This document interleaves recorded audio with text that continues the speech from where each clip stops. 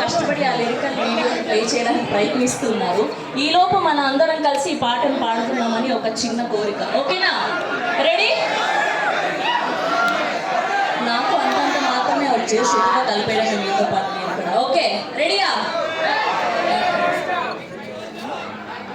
అద్దాలనిలా ఆకాశవాణిలా గోదారి గట్టుపై మెరిసావు కన్నులా పెద్దింటి దానిలా బంగారు ఘనిలా చూస్తానే నిన్నిలా నా రెండు కన్నులా